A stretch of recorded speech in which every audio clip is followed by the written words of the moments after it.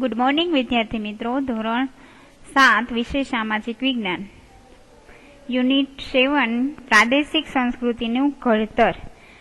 એમાં આપણે જોયું ભારતમાં પ્રાંતીય ભાષાઓનો વિકાસ, કે ભાષાઓમાં આપણે જોઈ મલયાલમ, બંગાળી, ગુજરાતી તથા ભારતના ઉત્સવો જોયા. તેમાં કયા રાજ્યોમાં ભારતના ઉત્સવો ઉજવાય છે? એમાં ઉત્સવમાં જોઈએ જગન્નાથપુરીની રથયાત્રા, હોળીનો તહેવાર, લઠમાર ભોળી બારસ અને લોહડી જે પંજાબમાં ઉજવાતો તહેવાર, તથા પોંગલ જે તમિલનાડુનો તહેવાર, અને ઓણમ, દુર્ગા પૂજા, દિવાળી, નાતાલ, મોહરમ, ઈદ, પતેતી, આ બધા જુદા જુદા ધર્મના જે જુદા જુદા તહેવારો ઉજવાય છે તે વિષયક આપણે માહિતી મેળવી. ત્યારબાદ આપણે હવે ચેટી ચંડ વિશે એટલે કે ચેટી ચાંદ વિષયક જોઈશું. ચેટી ચંડ એ કે છે સિદ્ધિ ભાઈ બહેનનો તહેવાર છે. ચૈત્ર સુદ એકમના દિવસે સિંધી લોકો જે નૂતન વર્ષના પ્રથમ દિવસે તરીકે આ ચેટી ચાંદ ઉત્સવની ઉજવણી કરે છે અને તેઓ એકબીજાને નવા વર્ષના નૂતન વર્ષાભિનંદન પાઠવે છે. આ દિવસે તેઓ પોતાના ઈષ્ટદેવ, એનું નામ શું છે, ઝૂલેલાલ ની શોભાયાત્રા પણ કાઢે છે અને શ્રદ્ધાળુઓને તાહિરી એટલે કે માઠો ભાત જે એક વાનગીનું નામ છે એનું શું કરે, પ્રસાદ તરીકે વહેંચણી કરે છે. ત્યારબાદ ગુજરાતના ઉત્સવો. હવે આપણું રાજ્ય ગુજરાતમાં જે ઉત્સવો ઉજવાય છે તેના વિશે માહિતી મેળવી. નવરાત્રી તમે બધા જાણતા જ હશો. આસો સુદ એકમથી અને આસો સુદ નોમ સુધીની આ 9 દિવસ સુધીના દિવસોને નવરાત્રી તરીકે આપણે ઉજવીએ છીએ. નવરાત્રી એ શક્તિની આરાધનાનું પર્વ ઉત્સવ છે. આ 9 દિવસ દરમિયાન લોકો દુર્ગાનું પૂજન કરે છે અને નવરાત્રીમાં શું કરે છે, ગરબા અને દાંડિયા રાસ રમાય છે. ગરબા ગુજરાતની એક આગવી ઓળખ તરીકે જાણીતું છે. ત્યારબાદનો તહેવાર છે ઉત્તરાયણ. સૂર્યનું ધન રાશિમાંથી મકર રાશિમાં જ્યારે પ્રવેશ થાય, આવવું એટલે કે પ્રવેશ થાય, એને આપણે ઉત્તરાયણ તરીકે ઓળખીએ છીએ. તે મકર સંક્રાંતિ તરીકે આપણે ઓળખીએ છીએ. ત્યારબાદ છે રથયાત્રા.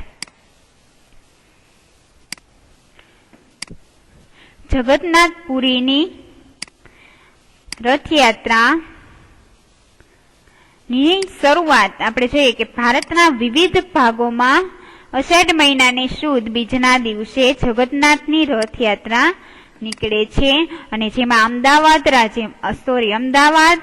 માંથી નીકળતી રથયાત્રા જે સવિશેષ એટલે કે વધુ આકર્ષક છે. આ રથયાત્રામાં હાથી, ઘોડા, અખાડા, સાધુ સંતો સહિત લાખોની સંખ્યામાં લોકો ભાગ લે છે અને પહિંદા વિધિ કર્યા બાદ રથયાત્રાનો શું કરે છે, પ્રારંભ કરે છે. પહિંદ વિધિ. રથયાત્રામાં ભગવાન જગન્નાથ અને મોટા ભાઈ બલરામ, જેને બલભદ્ર તરીકે પણ આપણે ઓળખતા, અને એની બહેન છે સુભદ્રા, એ રથમાં સવાર થઈ નગરચર્યા પર નીકળે છે, એટલે આખા નગરને ફરતે ચક્કર મારે છે. ત્યારબાદનું જાણવા જેવું,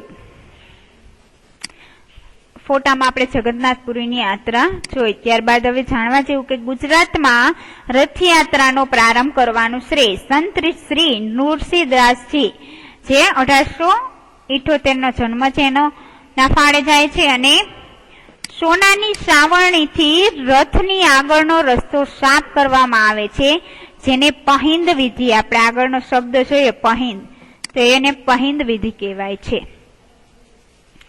એના પછી છે મેળાઓ. ગુજરાતના વિવિધ જિલ્લાઓમાં યોજાતા મેળાઓ તે જિલ્લાની એક આગવી ઓળખ તરીકે બની ચૂકી છે. તરણેતરનો મેળો જે સુરેન્દ્રનગરમાં ભરાય છે, વૌઠાનો મેળો જે અમદાવાદમાં ભરાય છે, ભવનાથનો મેળો જે જુનાગઢમાં ભરાય છે, શામળાજી ગદાધરનો મેળો જે શામળાજી અરવલ્લી જિલ્લામાં ભરાયેલ છે, પલ્લીનો મેળો જે રૂપાલ શહેરમાં અને ગાંધીનગર સિટી જિલ્લામાં ભરાય છે. ત્યારબાદ ભાદરવી પૂનમનો મેળો છે અંબાજી બનાસકાંઠામાં, સરખેજનો મેળો અમદાવાદમાં અને ગોળગધેડાનો મેળો ગરબાડા દાહોદ જિલ્લામાં ભરાય છે. ચિત્ર વિચિત્રનો જે સાબરકાંઠા જિલ્લામાં, અને માધવપુરનો મેળો છે, માધવપુર ગામ પોરબંદર ખાતે ભરાય છે. મીરા દાતારનો ઉર્સ મુબારક મેળો છે ઉનાવા મહેસાણામાં ભરાય છે. આ મેળાઓ જાણીતા છે. ત્યારબાદ જોઈએ ભારતના મુખ્ય શાસ્ત્રીય નૃત્યો. ભારતીય સંસ્કૃતિનું એક વિશિષ્ટ અંગ અને તેના શાસ્ત્રીય નૃત્યો છે. આ શાસ્ત્રીય નૃત્યો ધર્મ સાથે પણ સંકળાયેલા છે અને આપણે ભારતના પ્રમુખ શાસ્ત્રીય નૃત્યો વિશે જાણીશું.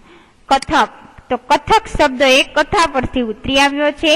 કથાકાર પોતાના હાવભાવ અને સંગીતથી કથાન અને અલંકૃત કરાતા હોય છે. કથન કરે સો કથક કહાવે, ઉક્તિ જાણીતી છે.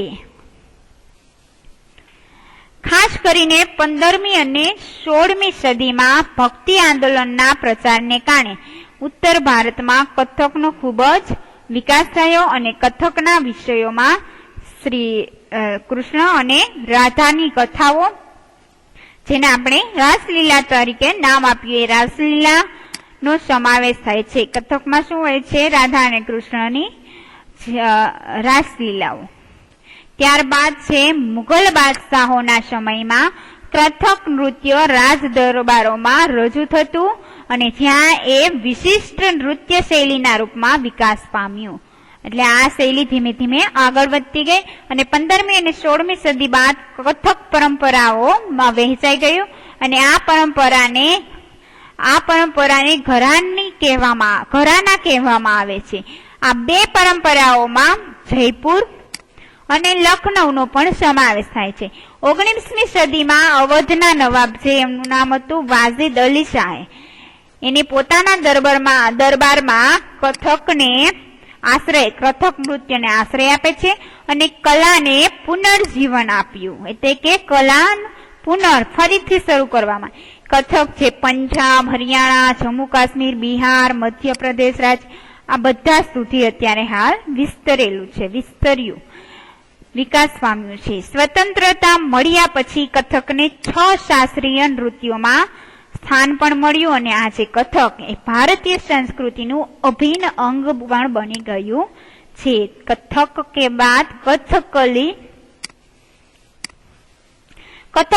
એ કેરળ રાજ્યનું નૃત્ય છે, એટલે કે નૃત્ય પરંપરા છે અને તેમનો શાબ્દિક અર્થ શું થાય છે? નાટ્ય વાર્તા કે અભિનય એ આ નૃત્યનો એક શું ગણાય છે? આત્મા ગણાય છે. અભિનય ઉપરાંત રંગભૂષા અને વેશભૂષા પણ ખૂબ જ મહત્વની ગણાય છે. સાત્વિક, રાજસી અને તામસી, આ ત્રણેય ગુણો છે. આ ગુણો ધરાવતા પાત્રો મુજબની કલાકારોની રંગભૂષા હોય છે. પાત્રો બોલતા નથી પરંતુ હાવભાવથી જ અભિવ્યક્ત કરે છે, કે બોલતા નથી પણ શું બોલી રહ્યા છે એ આપણે એના હાવભાવથી જાણી શકીએ છીએ. હવે જાણવા જેવું છે, આ પ્રાદેશિક નાટ્ય પ્રકાર 9મી તથા 10મી સદીમાં કુટિયાટ્ટમ નામક સંસ્કૃત નાટ્ય પરંપરામાંથી ઉતરી આવ્યો છે. કે પ્રાદેશિક નાટ્ય પ્રકારમાં 9મી તથા 10મી સદીમાં જે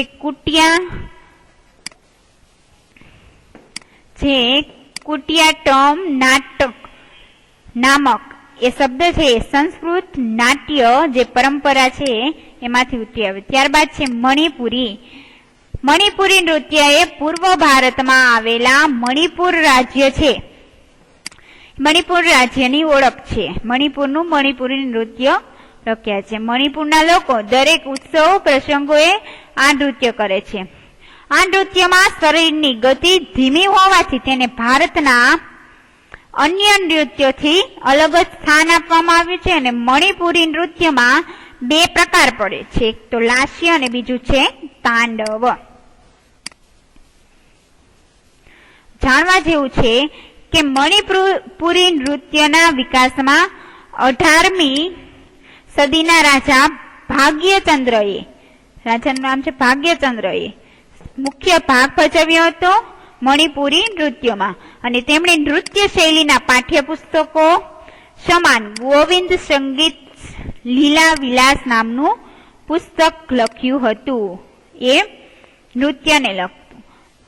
ભરતનાટ્યમ છે ભરત મુનિ દ્વારા રચિત આ નાટ્યશાસ્ત્ર ગ્રંથ, જેમાં ભારતના શાસ્ત્રીય નૃત્યો વિશે લખાયેલું છે અને આ એક મહાન ગ્રંથ છે. આ સિવાય અભિનય દર્પણ નામનો ગ્રંથ પણ રચયિતા એના છે નંદિકેશ્વર, પણ ભારતના અગત્યના શાસ્ત્રીય નૃત્યોમાંનું એક છે અને ભારતના અગત્યના શાસ્ત્રીય નૃત્ય તરીકે ભરતનાટ્યમની વિશદ ચર્ચા એટલે કે વધુ પડતી ચર્ચા થઈ છે. અને તાંજોર એટલે કે હાલનું તમિલનાડુ, એમાં પણ ભરતનાટ્યમ નૃત્યનો ઘણો વિકાસ થયો છે. બાજુમાં આપેલી આકૃતિ આપણે ભરતનાટ્યમની જોઈ શકીએ છીએ. ત્યારબાદ છે કુચીપુડી. ભારતના અગ્રણ્ય શાસ્ત્રીય નૃત્ય કુચીપુડીનો ઉદ્ભવ આંધ્રપ્રદેશના કુચીપુડી નામનું ગામ છે ત્યાંથી થયો છે. આ ગામમાં યક્ષગાન તરીકે ઓળખાતા નૃત્યએ 17મી સદીમાં કુચીપુડી નૃત્યનું સ્વરૂપ ધારણ કર્યું અને તેના સ્થાપક કુચીપુડીના વૈષ્ણવ કવિ સિદ્ધેન્દ્ર યોગી હતા.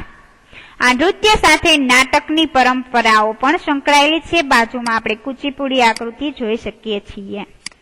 ત્યાર પછીનું જોઈએ નેક્સ્ટ લેક્ચરમાં રાખીએ. Thank you.